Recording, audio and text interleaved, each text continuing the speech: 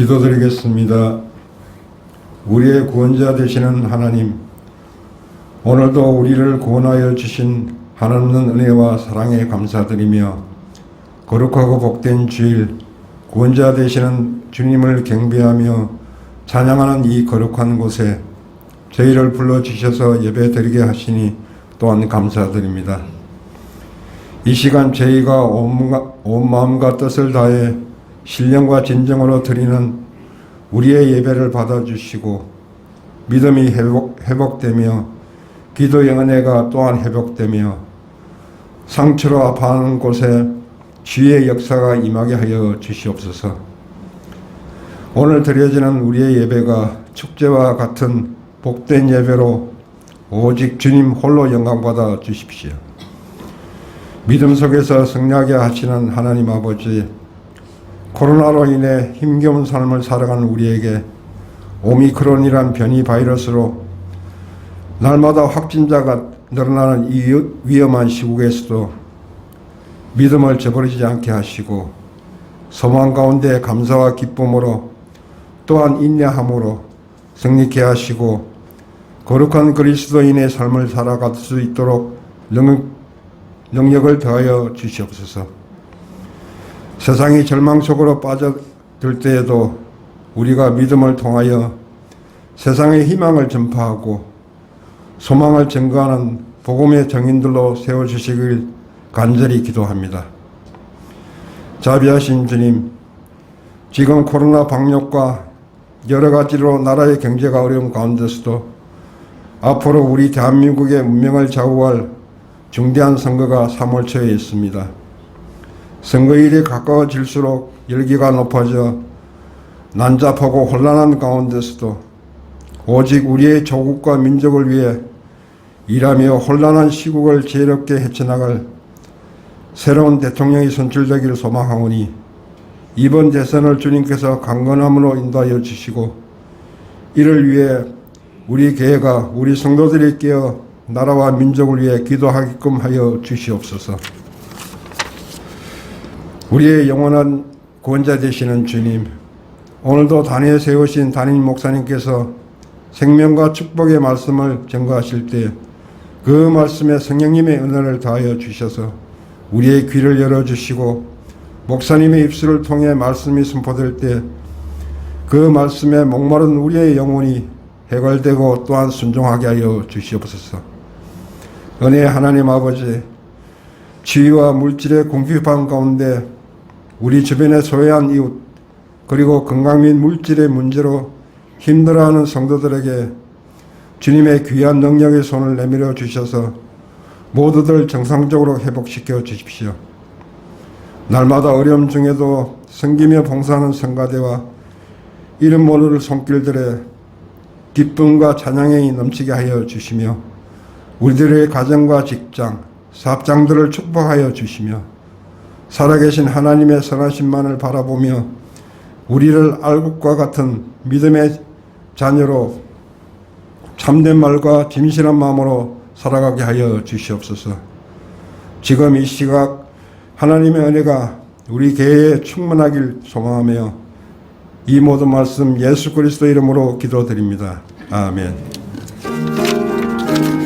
네, 우리 하나님의 말씀 같이 보도록 하겠습니다. 빌립보서 1장 1절에서부터 2절까지 있는 말씀입니다.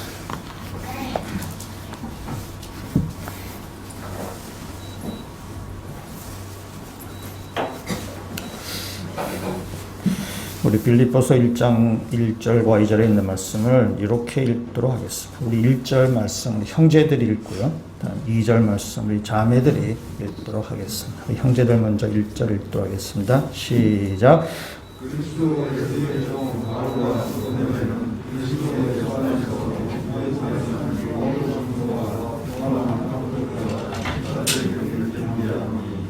하나님 우리 아버지와 주 예수 그리스도로부터 은혜와 평강이 너희에게 있을지어다. 아멘. 예. 영상으로 집에서 보시는 분들도 그 자매 형제 이렇게 나눠서 읽었어야 되는데 이렇게 멀뚱멀뚱 치라고 안 됩니다. 예배는 보는 게 아니고 예배는 드리는 겁니다. 구경꾼처럼 무슨 뭐 운동 경기 관람하듯이 무슨 뭐 음악회 감상하듯이 구경하는 게 아니고 예배는 자신을 드리는 것입니다. 그래서 여러분이 영상으로 들으시는 분들도 그 예배에 참여하셔서 드리는 것이 여러분의 그 영적인 유익이 있을 것입니다. 오늘도 빌립보서 말씀을 설교하겠는데 지난 주일에는 빌립보서 뭐 프리뷰라고 얘기할 수 있고 오늘부터 이제 본격적으로 빌립보서 말씀을 이제 설교를 하겠습니다. 제가 설교를 처음 했을 때가 언젠가 하면은 제가 신대원에 들어가서 우리 설교학이라는 과목이 있는데 그때 그 수업 시간에 설교한 것이 제일 처음으로 제 평생에 머리털 나고 제일 처음으로 이제 설교했던 게 그때입니다. 그때 우리 설교학 수업 시간에 그 설교학 교수님께서 성경 본문을 학생에 다 이렇게 할당해가지고 다 정해주셔가지고 그걸 가지고 이제 설교를 작성해 오고, 그다음에 설교를 작성해 온 사람들 중에서 이제 학생 수가 많으니까 다 시키지는 못하고 그 중에 이제 몇몇을 이렇게 지명하여 불러서 이렇게 설교하게 그렇게 했습니다. 근데 뭐 설교를 해도 뭐 다 풀 텍스트를 모든 걸 설교하는 게 아니고 한 뭐 몇 분 정도 하다가 교수님 뭐 들어가라 그러도 들어가고 뭐 그렇게 했던 기억이 있습니다. 이제 교수님이 학생을 다 시키지 못하고 이제 몇 명만 시키니까 학생들은 궁금한 거죠. 대체 저 선발 기준이 뭔가? 누구는 시키고 누구는 안 시키는 이유, 근거가 뭔가? 이렇게 생각을 했어요. 딱 떠오른 생각이, 설교를 잘 준비한 사람 시키는가 보다. 라고 이렇게 생각을 했는데, 교수님은 아니다. 이건 랜덤을 시키는 거다. 아무나 무작위적으로 시키는 거다. 이렇게 얘기했어요. 그 말이 맞을 거예요. 왜냐면은, 우리 학생 숫자 되게 많습니다. 학생 숫자가 되게 많은데 그 설교물 다 일일이 읽어보고 뭐 평가하고 그래서 누구를 시킬까 뭐 그렇게 뭐 정하는 것은 거의 불가능한 일입니다. 그래도 우리 학생들은 또 누구는 이제 설교하고 안 하니까 분명히 좀 뭐가 있을 거야 뭐 이렇게 생각을 했었습니다. 제가 그때 부름을 받은 몇 명 중에 제가 이렇게 포함이 되는 것입니다. 성적 수준인지 아닌지는 여러분 상상에 맡기고 일단 제가 그때 부름을 받았어요. 근데 저에게 주어진 본문이 어딘가 하면은 고린도전서 1장 1절에서부터 3절까지 있는 말씀이었습니다. 그래서 아마 교수님이 마태복음부터 쫙 이렇게 나눠가지고 다 이제 이렇게 주었어요. 그래서 저한테 그 본문이 주어졌어요. 주어지고 나서 이렇게 뭘 보니까 이 바울의 인사말인데 뭐 여기서 대체 무슨 설교를 만들어내나. 제가 그때 신대원 딱 들어가자마자 1학기인가 2학기인가 그랬는데 뭐 그때 굉장히 당황했던 그런 기억이 있습니다. 아마 오늘 여기 교회 오셨는데 교회 오셔서 이제 오늘 뭐 하나 이렇게 봤을 때에 오늘 설교나 뭐 본문을 보고 대체 이 바울의 인사를 가지고 대체 뭘 설교를 하려고 하나 아마 굉장히 당황하셨을 수도 있고 뭐 좀 그런 생각이 들으셨을 수 있을 것입니다. 제가 옛날에 들었던 아마 그 생각 아마 여러분들도 하셨을 것 같습니다. 인사말에서 대체 무슨 설교를 하나 이거죠. 근데 이 바울의 인사말에는 생각보다 굉장히 많이 중요한 정보가 많이 들어가 있습니다. 바울의 이 인사말은 김미영 팀장님이 고객님 사랑합니다 라고 하는 그 인사하고는 이게 종류가 다릅니다. 그러니까 너무 이렇게 천편일률적인 영혼이 뭐 일도 들어가지 아니했던 그런 인사말이 아닙니다.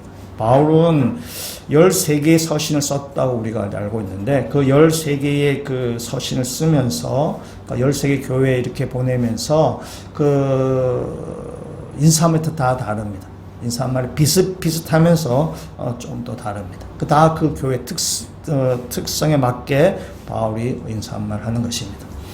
뭐 참고 삼아 아까 고린도전서 말씀 한번 보겠습니다. 화면 한번 보겠습니다. 고린도전서 1장 1절에 있는 말씀을 한번 화면을 보시고 우리가 어떤 빌립보서 말씀과 비교해서 보시면 좋을 것 같습니다.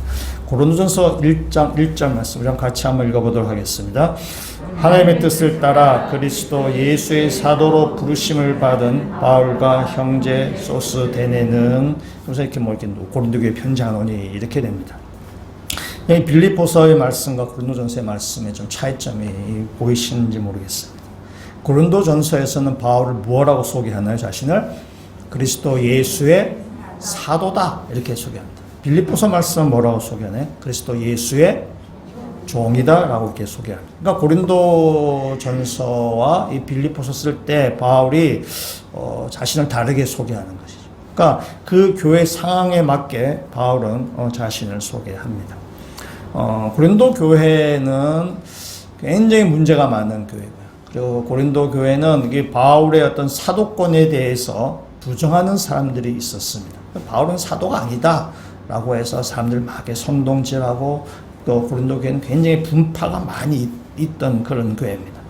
거기에 대해서 바울은 고린도전서나 후서에 있어서 자신의 사도권을 강력하게 주장을 합니다.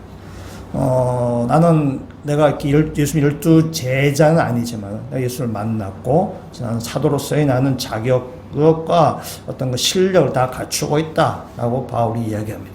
그래서 바울이 자기 사도권을 굉장히 강조하면서 바울이 어떤 경험까지 내가 겪었다라고 얘기하는가요?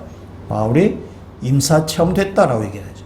내가 14년 전에 내가 낙원에 갔다 온 적이 있다. 나는 내가 그런 일도 겪었던 사람이다. 라고 바울은 그렇게 이야기하죠. 그러니까 바울이 자신의 사도권을 강력하게 주장합니다. 그래서 인사말부터 그리스도 예수의 사도된 바울은 이렇게 얘기합니다. 빌립보서 말씀은 빌립보 교회는 바울의 사도권을 부인하진 않습니다. 빌립보 교회는 바울과 사이가 상당히 좋습니다. 얼마만큼 사이가 좋나요? 빌립보 교회는 바울에게 헌금을 할 정도로 사이가 좋습니다. 빌립보 교회는 이렇게 성도들이 돈을 모아서 특히 루디아를 중심으로 이렇게 돈을 모아서 바울에게 헌금을 했습니다. 그러니까 이 사이가 되게 좋습니다. 빌립보 교회는 바울의 사도권에 대해서 부정하지도 않고 굉장히 자주 친밀한 관계에 있습니다. 그런데 빌립보 교회 안에는 사람들 사이에서 갈등이 있었습니다. 지도자 사이에 갈등이 있었습니다. 갈등이 있고 그래서 약간 좀 다툼이 있고 그래서 이 교회가 그런 어떤 이렇게 사람들 사이에서 갈등이 있어서 그걸 잘 해결해내지 못하는 그런 가운데 있습니다. 그러니까 교회 갈등이 있다는 것은 뭐냐면은 교회 안에 이 빌립보 교회 안에 자기 중심적으로 일하는 사람이 있다는 뜻입니다. 자기 중심적으로 일하니까 이게 충돌이 막 일어나는 것이죠. 자기 중심적인 사람들은 좀 고집이 세요. 고집이 세고 잘 양보를 하지 않습니다. 손해를 본다고 생각해서 자기 어떤 이익이나 자기 것을 굉장히 관철시키려고 합니다. 그래서 교회 안에서 좀 갈등이 일어나는 그런 경우들이 있습니다. 그래서 이제 교회 안에서 이 자기중심적인 사람들이 있으면은 이것이 막 갈등을 일으켜서 때로는 싸움까지 싸움이라는 것은 좀 더 갈등이 좀 더 커지는 그런 상황까지 가게 됩니다. 왜냐하면 양보하지 않기 때문에 그렇습니다. 양보하지 않고 져주지 않기 때문에 그렇습니다. 그래서 자기중심적인 사람끼리 팍 부딪히면은 이게 막 이렇게 시끄러지게 되는 거죠. 막 이렇게 되네요. 근데 자기중심적인 사람들이 좀 기억해야 될 사항이 있어요. 기억해야 되는 게, 왜냐면은 이것이 큰 싸움까지 가지 않는 경우들이 되게 많습니다. 교회 안에. 큰 싸움까지 가지 않고 조금 갈등을 일으키다가 그냥 이렇게 무마가 되게 되는. 왜냐하면은 상대방이 양보하기 때문에 그렇습니다. 상대방이 져주기 때문에 그렇습니다.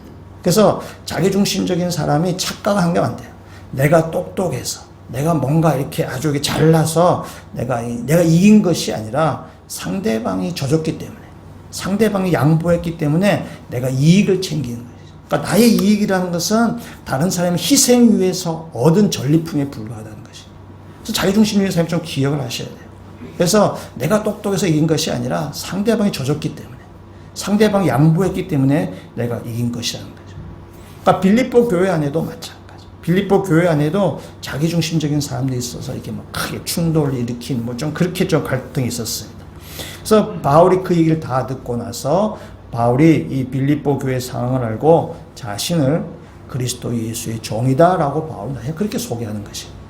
그리고 2장으로 빌립보서 2장에 보시면은 2장에 아주 유명한 예수님의 자기를 낮추심, 예수님의 자기를 비우심에 대한 그것을 찬양하는 찬양시가 나옵니다. 그래서 2장 우리 성경제 제목에 2장 제목에 뭐라 되어 있나요? 그리스도의 겸손이라 되어 있어요. 그리스도의 낮아지심, 자기를 비우심, 자기를 이렇게 들이심, 죽기까지 자기를 내어주시는 그것을 찬양하는 시가 빌립보서 2장에 나오고 있습니다. 그래서 이 바울의 빌립보서는 그 예수님의 낮아지심처럼 그리스도의 자신을 이렇게 희생하신 것처럼 자기를 비운 것처럼 빌립보 교회 성도들에게도 낮아짐, 자기의 겸손을 요구하는 것이고 바울도 나도 그리스도 예수의 종이다. 너희들도 그리스도 예수의 종으로서 서로 섬기며 서로 이렇게 양보하며 서로 남을 높이는 삶을 살아라. 바울이 그런 의도를 가지고 빌립보서를 하면서 그리스도 예수의 종이다라고 바울은 이야기합니다. 그러니까 바울이 13개 서신이 있는데 13개 서신 조금씩 다 다른데 다른 얘기 안 하고 그리스도 예수의 종이라고 자신을 소개하는 것은 빌립보서가 유일합니다. 다른 서신은 나는 사도고 종이고 이렇게 얘기하죠. 그냥 유일하게 종이라고 이야기하는 것은 이 빌립보서가 유일합니다. 우리가 종이라고 바울이 종이라고 얘기할 때는 이런 거죠. 나는 그리스도께 소유된 사람이다. 나의 주도권이나 나는 모든 것이 나는 주님의 소유된 자다. 나의 주인은 예수 그리스도라는 것이죠. 나는 그분에게만 충성하고 나는 그분에게 말씀만 듣는다라는 것입니다. 당시 1세기 그리스 로마에 있어서의 문화도 그렇습니다. 종은 자기 소유권이 없습니다. 생명, 다음에 가족, 그의 어떤 재산, 이 모든 것이 다 주인에게 소속되어 있습니다. 그러니까 자기 것은 다 주인에게 소속된 것입니다. 그래서 바울이 자신을 그리스도 예수의 종이다라고 얘기하고 우리들도 역시 그리스도의 종이다고 얘기를 하죠. 근데 이렇게 우리가 종이다고 얘기하니까 사람들은 이 종이라는 단어에 대해서 굉장히 아주 이렇게 거부감이 있습니다. 종이라는 단어에서 굉장히 아주 이렇게 좀 이렇게 부정적인 뉘앙스를 풍기게 됩니다. 특히 우리 현대인들은 더 그렇죠. 현대인들은 더 울면서 종이라는 단어에 대해서 굉장히 거부감을 하죠. 현대인의 특징을 한마디로 얘기하면 되죠. 나는 난데라는 것입니다. 나는 나다라는 거예요. 내가 누구의 종이 되거나 내가 누구의 이렇게 밑에 들어가는 것이 아니에요. 내 인생은 나의 것. 내 운명은 내가 개척해 가는 거야. 라고 이렇게 사람들이 얘기합니다. 그렇기 때문에 내가 종이다. 라고 하면 굉장히 사람들은 거부감을 가지게 됩니다. 근데 그건 하나 말고 둘은 모르는 거예요. 내 인생의 주인이 나라는 것은 그것은 굉장히 큰 착각입니다. 우리가 예수를 믿는다라고 얘기하죠. 기독교는 믿음을 가진다라고 얘기하는데 이 믿음이라는 것은 기독교인만 가지는 것은 아닙니다. 세상 모든 사람이 다 믿음을 가지고 있습니다. 한 사람도 예외가 없습니다. 사람은 다 믿음을 가지고 있어요. 믿음을 다른 말로 얘기하면은 의지한다는 뜻입니다. 내가 누군가를 의존한다. 누군가에 의존하고 누구에 의지하고 그런 뜻입니다. 그래서 모든 사람은 뭔가 이렇게 믿음을 가지고 있어요. 뭔가 의지하고 있다는 것입니다. 옛날에 우리 70년대 80년대 밥 딜런이라는 포크송 가수 유명한 밥 딜런이 1979년에 노래를 한 개 발표했는데 그 노래는 Gotta Serve Somebody, 우리말로 하면 누군가를 섬겨야 돼 라는 그런 노래입니다. 이 노래가 빌보드 차트 24위까지 올라간 노래인데요. 이 가사 중에는 이런 내용이 있습니다. 제가 영어를 잘해서가 아니라 It may be the devil, 마귀든지 or it may be the Lord, 또는 주님이든지 But you are gonna have to serve somebody. 당신은 누군가를 섬겨야만 해 라는 것입니다. 이 가사 중에 그것이 나와요. 그러니까 노래 제목도 누군가를 섬겨야 돼 라는 것입니다. 그러니까 이 밥 딜런은 노벨 문학상까지 받은 대중 가수입니다. 그러니까 굉장히 그 가사가 굉장히 철학적이고 어떤 인생의 본질을 잘 꿰뚫은 그 가사를 많이 적은 그런 가수입니다. 그래서 그 가사대로 우리 사람은 누군가를 섬긴다는 것입니다. 마귀든지 주님이든지 아니면 우린 다 누군가를 섬기게 되어 있어요. 한 사람도 예외가 없습니다. 그래서 그것을 가사로 적었어요. 여담으로 비틀즈 멤버였던 존 레논이 이 제목에 반감을 가졌어요. 그래서 존 레논 무신론자입니다. 그래서 이 반감을 가지고 곡을 하나 발표해요. 곡을 하나 만들었어요. 발표하진 않았지만은 이 노래에 대한 답가로 노래를 한 개 만들었어요. 제목은 Serve Yourself, 너 자신을 믿어라, 이런 것입니다. 그러니까 우리 사람은 무언가를 이렇게 믿습니다. 무언가에 대해 의지하게 됐어요. 돈을 믿든지, 아니면 권력을 믿든지, 아니면 사랑을 믿든지, 아니면 사람을 믿든지, 아니면 이성을 믿든지, 명예를 믿든지, 사람 무언가를 다 믿고 있습니다. 내가 믿는 그것에 나는 종으로 살아가는 것입니다. 이것을 유식화로 말하면은 이거는 세계관입니다. 내 인생관에 내가 어떤 철학을 가지고 있느냐는 얘기예요. 그러니까 내가 어떤 존재, 그 누군가에 내가 의존되어 있어서 나는 그 의존된 것에 종으로 살아간다는 거죠. 그래서 그것이 자신의 철학이에요. 그 자기의 세계관이라는 것입니다. 그래서 돈을 쫓아가는 사람이 있고, 다음에 사람이 이성을 쫓아가는 사람이 있고, 어떤 명예를 쫓아가는 사람이 있고, 어떤 행복을 쫓아가는 사람이 있습니다. 다 거기에 맞게 사람은 살게 되어 있습니다. 그래서 인생은 다 누군가를 주인으로 모시고 사는 거죠. 여기서 이제 차이는 뭐냐면은 내가 그 주인으로 내가 모신 어떤 그 무엇, 내가 그 종으로 사는 그 무엇이 과연 믿을 만한 주인이냐, 이제 그 차이만 있을 뿐입니다. 사람은 다 누군가를 주인으로 모시고 살아갑니다. 현대인의 많은 사람이 돈을 주인으로 모시고 살아갑니다. 돈이 행복이 아니라는 것을 다 알아요. 돈이 행복을 가져다 줄 수 없다는 사실을 다 알지만 알면서도 돈을 쫓아가는 거예요. 그래서 일부는 부정하지만은 그의 삶은 돈의 종으로 살아가는 것입니다. 근데 그것이 돈이 과연 우리에게 정말 우리를 완전 행복으로 이끌 수 있는 그런 주인이 되느냐라는 이제 한 질문을 던질 수 있는 거죠. 그렇지 않은 것을 우리가 너무 잘 알고 있어요. 그러면서 사람들은 돈을 주인으로 모시고 살아가는 거예요. 또 어떤 사람들은 돈보다는 이성을 주인으로 믿고 사는 사람이 있습니다. 돈보다는 훨씬 더 좀 괜찮은 주인이죠. 이성이라는 것은 괜찮은 주인입니다. 그런데 이성도 내 인생을 완전히 맡길 만한 주인이 되느냐라는 것을 한번 질문을 던질 수 있습니다. 여러분, 이성도 인간의 완전한 주인이 될 수가 없습니다. 세계 1차, 2차 세계대전을 겪으면서 세계 지성인들은 세계 어떤 그 지성사에서는 인간의 이성의 종말을 고했습니다. 이성을 쫓아갔을 때에 나타난 것은 전쟁이고 폭력이에요. 그래서 모던 사회가 끝나고 그 세계대전을 겪으면서 세상은 포스트 모더니즘으로 세상을 바뀐 것입니다. 그 전까지 모더니즘 사회에 있어서의 이야기는 합리성, 합리화, 이성적인 것, 이것이 주된 가치였다면은 이제는 포스트 모던에서는 합리적이다, 이성적이다 아닙니다. 이제는 다양한 것, 너도 옳고 나도 옳고 이래야 되는 것이. 그 세상을 이렇게 바뀌어져 가는 것입니다. 더 이상 인간은 이성을 내가 믿고 맡길 만한 주인이 아니라는 것을 세상은 지금 알게 되어 있습니다. 그래서 사람은 누구든지 어떤 것을 의지하고 그 의지하는 것에 대한 종으로 사람은 살아갈 수밖에 없습니다. 그것은 모든 사람이 다 한 사람도 예외가 없습니다. 바울은 거기에 대해서 자신을 뭐라 얘기하냐? 나는 그리스도 예수의 종이다라고 얘기하죠. 그것이 바울의 정체성입니다. 바울은 그렇게 자신을 소개하는 것입니다. 바울은 명함에 나는 그리스도 예수의 종 이렇게 아마 적혔을 것입니다. 여러분은 다른 사람들 여러분 어떻게 소개하시나요? 나는 누구라고 여러분을 소개하시나요? 내가 소개하는 것은 다른 사람이 나를 그렇게 알아봐 줬으면 좋겠다는 것이죠.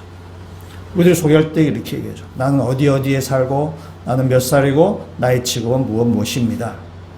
난 누구누구의 남편이고 또 누구누구의 아버지입니다. 또 때로 난 누구누구의 아들입니다. 라고 소개합니다. 나의 취미는 무엇이고 내가 좋아하는 것은 어떤 것들입니다. 라고 우리는 그렇게 소개합니다. 그러면 사람이 자기를 소개할 때 지금 쭉 얘기했던 걸 가만 생각해 여러분이 누군가를 만나 소개했을 때 가만 생각해 보시면은 그 소개를 어떻게 소개했는가 하면은 상황과 관계 가운데서 자신을 설명하게 됩니다. 어디에 산다. 내가 몇 살이다. 그것은 지역과 시간이라는 그 상황 가운데서 나를 소개하는 것이. 난 누구누구의 아버지다. 난 누구누구의 남편이다. 누구누구의 아내다. 라는 것은 사람과의 관계성을 가지고 자신을 소개하는 것입니다. 그러니까 인간은 나라는 이 인간은 이 상황이나 이 관계를 떠나서는 자신을 소개할 수가 없습니다. 내 자신을 소개할 때 항상 그 관계 가운데서 소개하는 거예요. 그래서 좌표를 찍는 것입니다. 내가 어떤 어디에 속해 있다. 내가 어디에 지금 있다라고 얘기하는 거죠. 그래서 사람은 자신을 완전 독립적인 나로서 소개할 수 없습니다. 다 뭔가 이렇게 관계가 되거나 상황 가운데서 나를 소개할 수밖에 없어요. 그걸 떠나서는 나를 소개해낼 수가 없는 것입니다. 근데 이 관계나 상황 가운데서 나를 소개하는데 그것은 상대적인 거죠. 상대적인 것은 변한다는 것입니다. 그래서 다 이렇게 바뀔 수 있다는 거죠. 나는 부산에 살고 있습니다. 라고 말하면 언젠가는 이 부산을 떠날 수 있는 것입니다. 나는 누구누구의 아버지라고 이야기하지만은 나는 누군가에서도 누구의 또 아들이 되는 것입니다. 내가 어떤 관계인에 따라서 내 자신의 소개가 달라지는 거예요. 그래서 사람이 자신을 소개하는 것을 가만 보면은 상황과 관계 속에서 그 배경 가운데서 자신을 소개하는 이건 굉장히 상대적인 거죠. 이 상대적인 것은 언제든지 바뀔 수 있는 것입니다. 그렇기 때문에 이 상대적인 어떤 거로 자신을 완전히 소개할 수는 없다는 것입니다. 그래서 계속 바뀌는 것이기 때문에 그래요. 바뀌는 것이기 때문에 자신을 올바르게 자신을 소개할 수 없습니다. 우리를 올바르게 소개할 수 있는 것은 절대적인 관계 아래서 우리 자신을 올바르게 소개할 수 있는 것입니다. 절대적인 관계는 뭐냐? 절대자이신 하나님과의 관계 속에서만은 나를 소개할 수 있을 때 그것이 나의 진정한 나의 모습이 되는 것입니다. 하나님은 절대자이세요. 하나님 변하지 않습니다. 하나님과의 변하지 않기 때문에 하나님과의 우리 관계도 결코 변하지 않습니다. 하나님과 우리 관계는 뭐냐? 사도 바울처럼 얘기하면은 하나님은 나의 주인이시고 나는 그의 종이라는 사실. 여러분 이것은 바뀌는 것이 아닙니다. 하나님 나의 목자고 나는 그의 양이다. 하나님은 나의 아버지가 되시고 나는 그의 자녀가 된다. 이 사실은 결코 변하지 않는 사실. 거기에서 나의 정체성, 내가 누구인가가 정의가 내려져야 되는 것이죠. 여러분 나를 소개하는 세상에서 나를 소개하는 것은 다 이것은 상대적인 거예요. 이건 언제든지 바뀔 수 있는 것입니다. 상황에 따라서, 문맥에 따라서, 상의 관계에 따라서 언제든지 바뀔 수 있어요. 그러나 하나님과의 나의 관계는 하나님이 절대자이시기 때문에 절대 분별이시기 때문에 그분과의 관계는 결코 바뀌지 않는 것입니다. 우리는 이 땅에 살아가면서 얼마든지 우리의 상황이 바뀌고 우리의 관계가 바뀝니다. 그래서 내라는 인간 이 땅에 살아갈 때에 상황과 어떤 관계나 이것은 내 인생의 배경에 불과한 것입니다. 이 배경 가운데서 나는 절대자이신 하나님과의 관계를 맺고 나란 존재가 그 배경 가운데서 살아가는 것입니다. 그래서 이 배경에서 내가 누군가를 아는 것이 아니라 배경 가운데서 하나님과의 나와의 관계를 통해서 내가 누군가를 아셔야 되죠. 그것이 나라는 존재를 정확하게 아는 것입니다. 이스라엘의 초대 왕은 사울이고요. 그 다음 왕은 다윗입니다. 근데 이 사울과 다윗이 참 우리가 아주 비교하기가 되게 좋은 그런 비교 대상입니다. 여러분 사울은 왕으로 임명될 때 사람들이 굉장히 칭찬받는 그런 사람이었습니다. 다윗의 그 집에서도 과로 밖으로 아이 취급을 받았던 사람이 바로 다윗입니다. 그런데 사울은 왕으로서 실패했고 다윗은 왕으로서 성공했습니다. 사울이 처음에 왕이 되었을 때 사울은 굉장히 겸손했습니다. 그걸 좀 사양하거나 좀 이렇게 숨었습니다. 사람들 다 칭찬했었어요. 근데 사울이 왕이 되고 나서는 자신이 왕이라고 착각을 하기 시작하는 것입니다. 교만해져 버린 것이에요. 하나님과의 절대적인 관계를 놓쳐버리는 것이에요. 그는 그 이스라엘의 왕이라는 배경을 가지고 있고 하나님이 왕이고 자신은 종이라는 그 절대적인 관계를 놓쳐버렸어요. 자신이 배경이 자신의 신분이라고 사울은 착각한 것입니다. 내가 이스라엘의 왕이야. 내가 왕이야. 라고 사울은 착각한 것이에요. 여러분 다윗은 그렇지 않았어요. 다윗은 이스라엘의 왕이었지만 다윗은 참 왕은 하나님이시고 자기는 그 하나님의 종이란 사실을 다윗은 잊어버리지 않았어요. 다윗은 그 이스라엘의 왕이라는 배경 가운데 있지만, 그 환경 가운데 있지만, 그는 환경에 불과한 것이고, 자기 관계, 상대적인 관계고, 하나님과의 나와의 절대적인 관계. 하나님은 진짜 왕이시고, 나는 이스라엘의 왕이라는 그 신분이지만은, 하나님과의 관계에 있어서 난 종에 불과하다는 그 사실을 다윗은 결코 잊지 않았어. 그래서 다윗은 성공하는 왕이 될 수 있는 것이.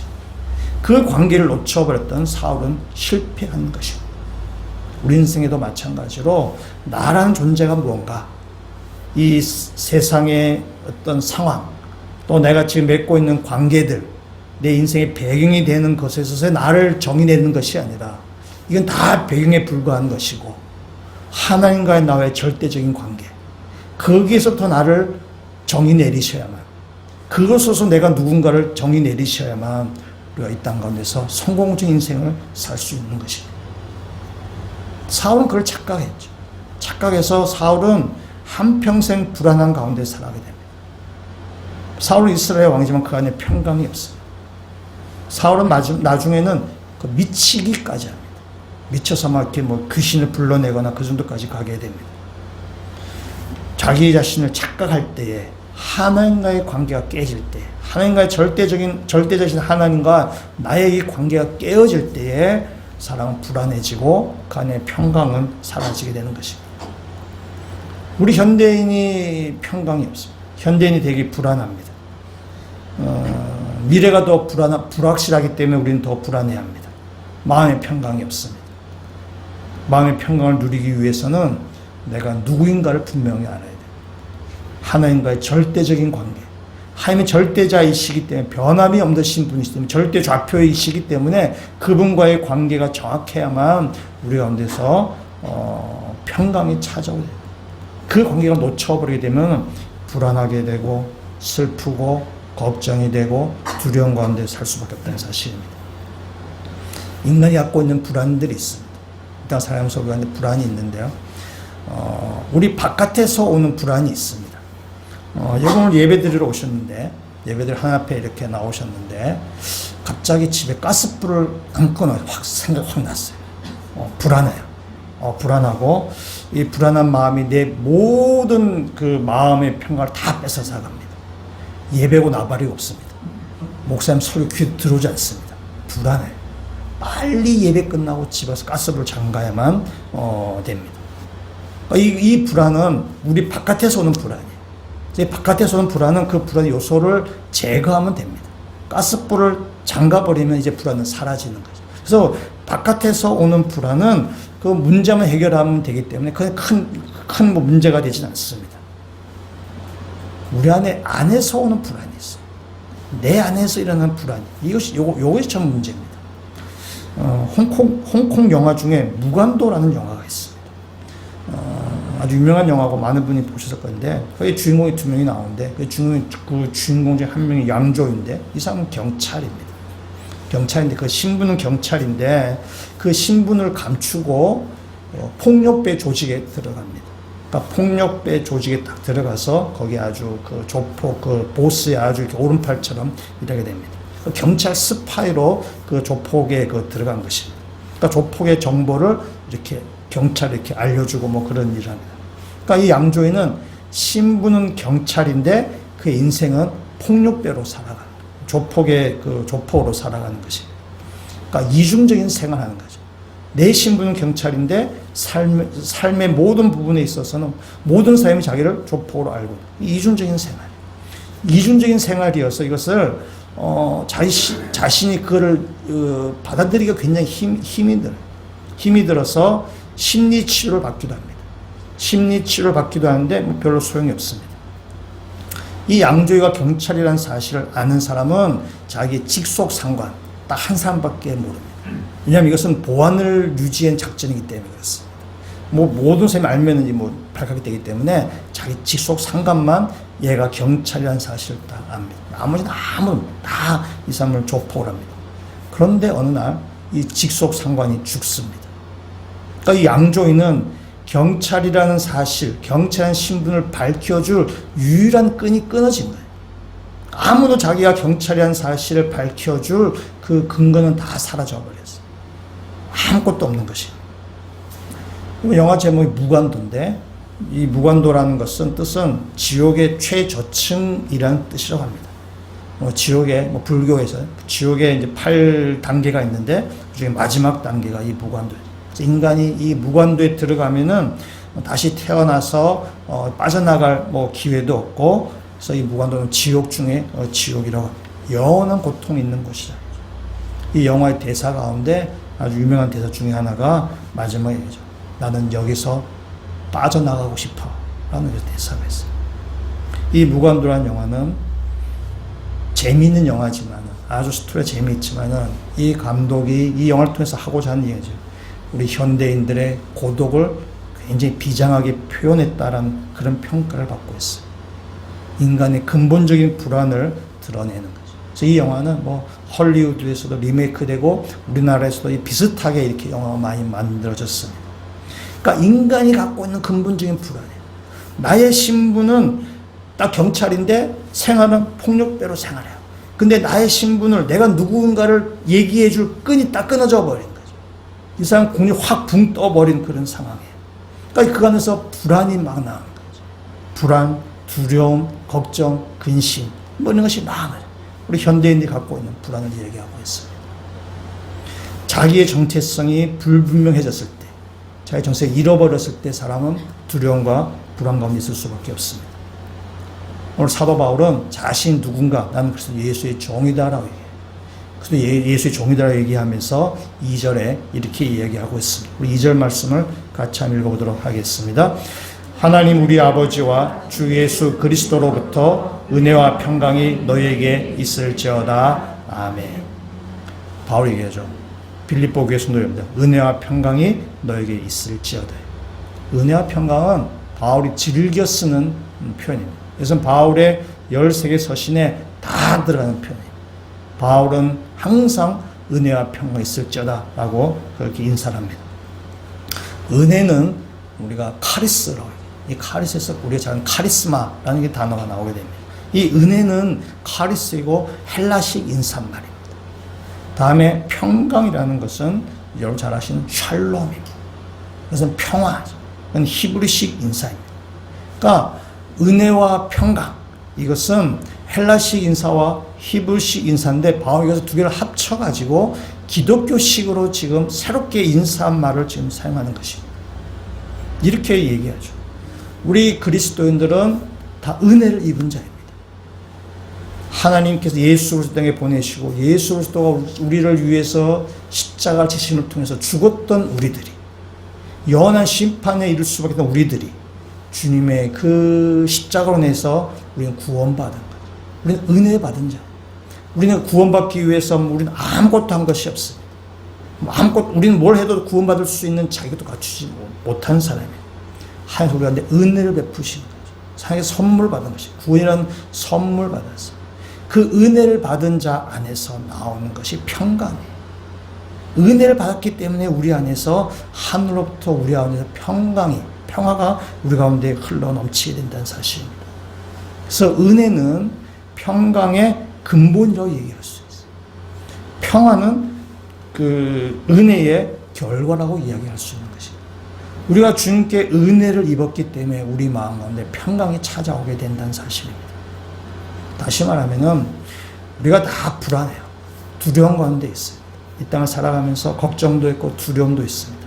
근데 이 두려움과 걱정 우리가 이겨낼 수 있는 길이 뭐냐면은 제가 간단히 3가지 정도로 이야기하겠는데, 첫 번째 말한 것처럼 은혜예요. 그러니까 나의 존재가 누구인지를 정확하게 알 때, 나의 존재의 근거가 무엇인가를 정확하게 알 때 내 안에서 이 평강이 이렇게 흘러나오게 된다는 사실입니다. 전에 한번 우리 교회 어떤 분이 찾아오신 적이 있어요. 어떤 찾아오신 적이 있는데 찾아와서 자신이 불안하다는 거예요. 막 얘기하는데 눈동자도 막 떨리고 막 얼굴에 불안한 기색이 역력합니다. 근데 왜 불안한가 물어봤더니 불안한 이유를 잘 대지 못해요. 그냥 불안한 거예요. 그러니까 인간이 갖고 있는 불안. 인간이 갖고 있는 불안은 뭐 이유도 없어요. 왜냐하면 내 안에 있는 불안이기 때문에. 바깥에 있는 불안은 그 바깥에 있는 문제를 이렇게 해결하면 되는데 내 안에서 나오는 이 불안은 해결할 수가 없는 거죠. 이 짜다랗게 이유도 없습니다. 그래서 실존 철학자들은 우리를 다 인간이 부조리하다 얘기하는 거죠. 인간이 다 있어요. 그분도 이제 굉장히 불안해서. 그래서 제가 볼 때, 아유, 좀 있으면 뭔가 사고 칠 것 같다는 그런 느낌을 제가 받을 정도로 굉장히 불안했어요.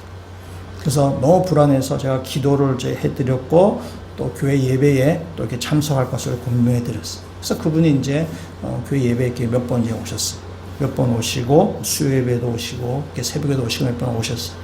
오시다가 이제 자기 직장 동료들을 따라서 자기 그 교회를 다니기 시작했어요. 한 몇 달 지나서 다시 교회 인사하러 오셨어요. 그때 봤는데 얼굴에 평안함이 있다. 그 근심이 다 사라지고 그 얼굴 가운데 기쁨과 평안함이 있는 것을 제가 봤어요. 하나님과의 관계가 회복되는 거죠. 자기 자신이 누군가를 정확하게 드러내는 거죠. 자기 근원이 이제 알게 된 것입니다. 그럴 때에 그 마음 가운데 평강이 찾아오게 되는 것입니다. 바다에 배들이 막 떠 있습니다. 배들이 떠 있는데 바다가 잠잠할 때는 그 배 뭐 차이가 없습니다. 다 뭐 평안해 보입니다. 그런데 비바람이 불거나 태풍이 몰아치거나 할 때는 닻을 내린 배와 그렇지 않은 배는 다릅니다. 닻을 내린 배는 요동하지 않습니다. 닻을 내리지 않은 배는 그냥 그 풍랑에 휩쓸려서 바람에 휩쓸려서 이리저리 요동치게 되어 있습니다. 파도에 휩쓸려서 그 바다를 방황하게 될 수밖에 없는 것입니다. 우리가 하나님께 닻을 내리고 있으면 우리한테 평강이 찾아오게 되는 것입니다. 우리가 하나님이 아니할 때는 우리한테 불안하고 두렵고 막 뭐 세상의 그 뭐 조류에 휩쓸려 떠나가지만은 그러나 하나님께 닻을 내리고 있으면 우리의 중심이 하나님께 있으면은 그 안에서 우리 안에 평강을 누릴 수 있게 된다는 사실입니다. 오늘 말씀을 하나 한번 보시면요. 시편 55편 8절에 시편 기자는 이렇게 이야기하고 있습니다. 우리 한번 같이 한번 읽어보도록 하겠습니다. 내가 나의 피난처로 속히 가서 폭풍과 광풍을 피하리라 하였도다. 아멘. 주님이 나의 피난처가 되시다. 주님이 내가 피난처가 되서 내가 그 안에 닻을 내릴 때에 우리 가운데 그 폭풍과 비반을 피할 수 있는 것이고 우리 가운데 평강이 찾아오게 되는 것입니다. 여러분 가운데 두려움과 근심과 걱정이 있다면 내가 누구인지를 다시 한번 점검하셔야 나의 코는 여호와 하나님께 있다는 사실을 아셔야만 오늘 잠든 평강이 찾아오게 되는 것입니다. 두 번째 하나 생각해 볼 것은 이런 것입니다. 지지를 받아야 되는 거죠. 누군가가 나를 지지해 주고 인정해 주면은 우리 사람은 두려움과 근심이 사라지게 됩니다. 자녀들이 막 불안할 때 부모님의 응원이 또 가족의 그 지지가 큰 힘이 됩니다. 그래서 이렇게 하죠. 책 제목도 있죠. 네가 무엇을 하든 나는 내 편이다. 이렇게 하죠. 그것이 가족의 지지입니다. 이런 지지를 받는 사람, 이런 응원을 받는 사람은 용기를 가지게 되고 그 두려움과 불안을 이겨낼 수 있게 된다는 사실입니다. 하나님과 우리의 관계는 뭐냐? 주인이고 종이지만은 하나님 우리의 아버지가 되시는 거죠. 하나님 우리 아버지가 되시고 나는 그의 자녀가 되는 것입니다. 하나님 우리를 양자로 삼아주셨어요.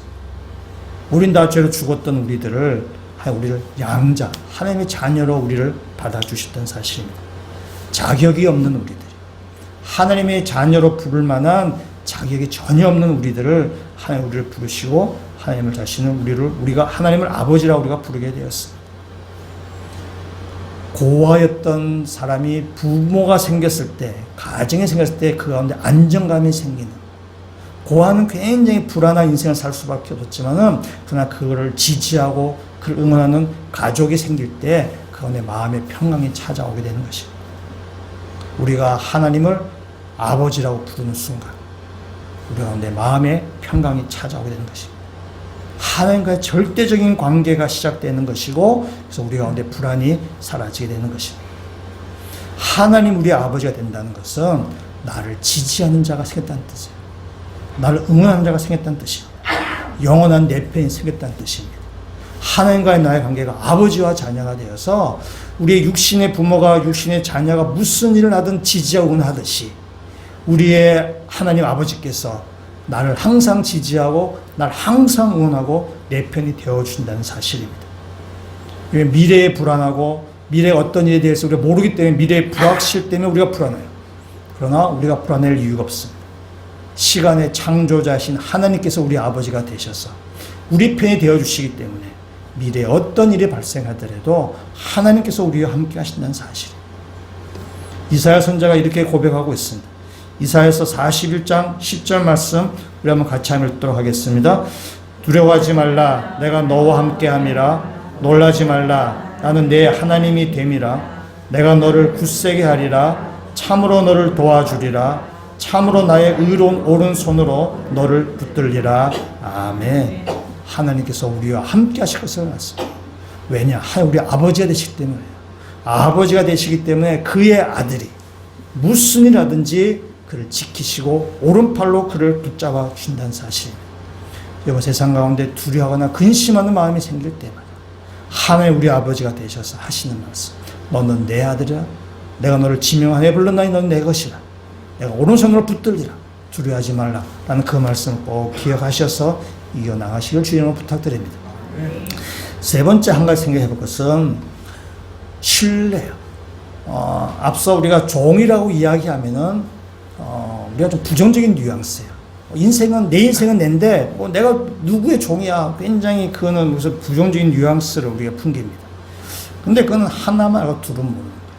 이건 종이 주는 장점이 있습니다. 이것이 굉장한 장점인데요.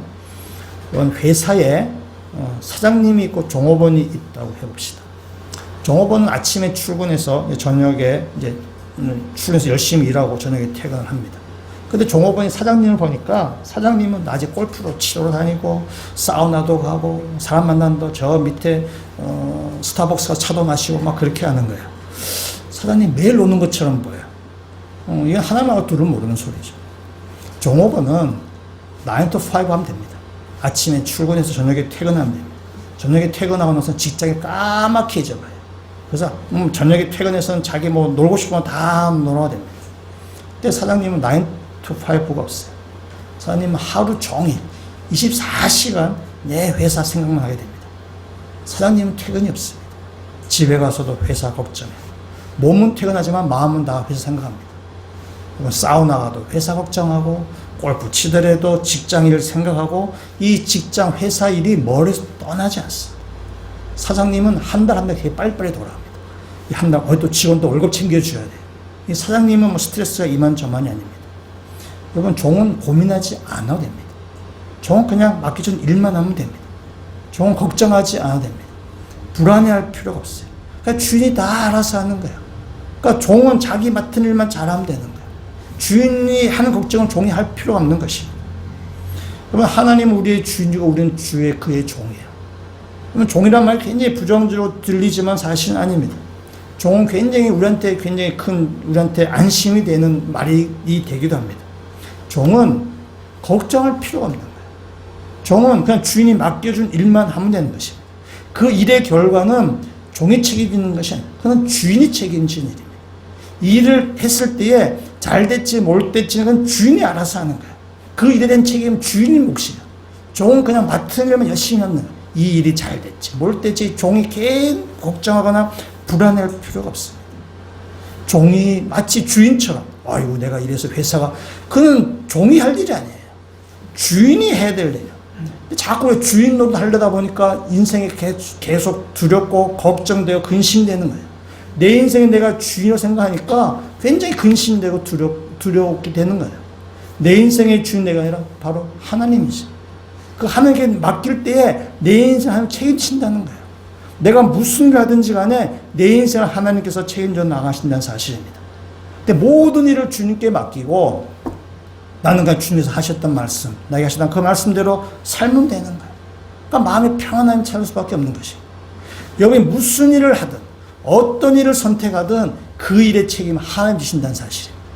나는 단지 하나님 말씀 내가 잘 순종하는가, 주님이 맡겨주신 일을 내가 잘 감당하는가, 그것이 내가 해야 될 일이지 이 일에 따른 책임, 이 일에 따른 결과는 그건 내 몫이 아니에요. 그건 하나님이 하실 일입니다.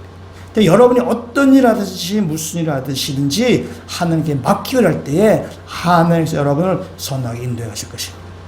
여러분의 인생을 복된 인생으로 인도해 가실 것입니다. 여러분의 인생을 행복된 길로 인도해 가실 것이라는 사실입니다. 여러분의 인생의 결과를 하나님께서 책임져 주시기 때문에 여러분이 풍성한 복을 누릴 수 있다는 사실. 여러분 더 이상 내 인생에서 고민하거나 근심하거나 두려워할 필요가 없는 것입니다. 그건 하나님이 하실 일입니다. 내일 일은 내일 족하니라는 거죠.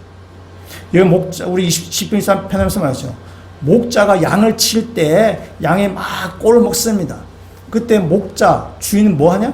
내일 먹을 일을 찾아야 되는 거예요.